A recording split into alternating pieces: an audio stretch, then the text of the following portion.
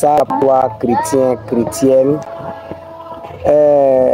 nous savons tous que selon les informations que nous avons sur le ciel, le paradis est un lieu joli qui reflète la gloire, la puissance, l'amour, la bonté, la miséricorde de Dieu. Le paradis est propre, le paradis est joli, le paradis est bon. Tout ce qui peut exister de bon sur la terre, le summum, le supérieur se trouve au paradis. Maintenant, nous chrétiens, nous sommes les candidats au paradis. C'est-à-dire que nous voulons aller au paradis. Et donc, si nous voulons, nous désirons ardemment le ciel, normalement, si nous sommes vraiment prêts pour aller au ciel, on doit voir sur nous une image de ce qui va se passer au ciel. Ça veut dire que si le ciel est joli, le ciel est beau, le ciel est naturel, nous, quand on nous voit, on doit voir la gloire de Dieu sur nous étant sur la terre. La gloire de Dieu doit resplendir sur nous étant sur la terre.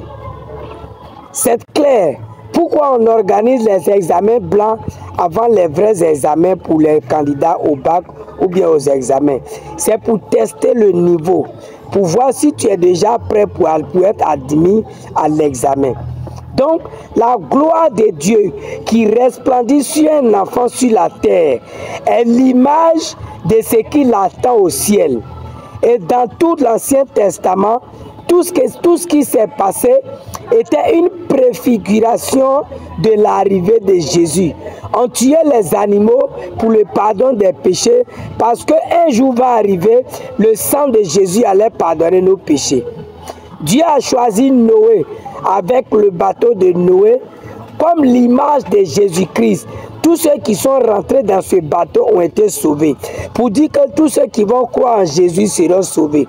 Donc, la vie sur terre est une préfiguration, est l'image, la représentation de la vie que tu vas mener au ciel demain.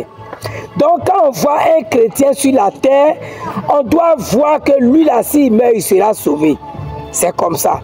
Ta vie sur terre doit être une préfiguration, une image, une représentation, un reflet de ce qui t'attend au ciel.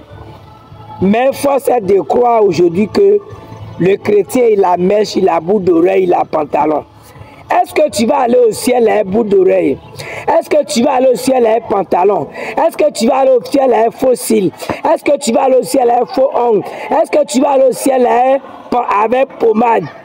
Mais si tu ne vas pas aller au ciel avec ces choses, pourquoi tu les mets sur toi? Parce que ces choses ne rentrent pas au ciel. Maintenant, pourquoi étant sur la terre, tu as ces choses-là sur toi?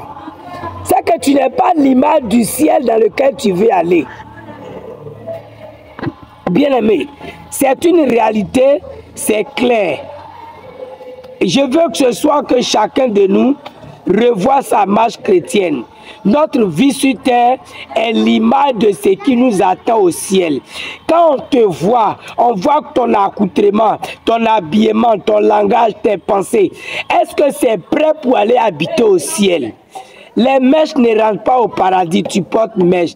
Les fossiles ne rentrent pas au paradis, tu portes fossiles.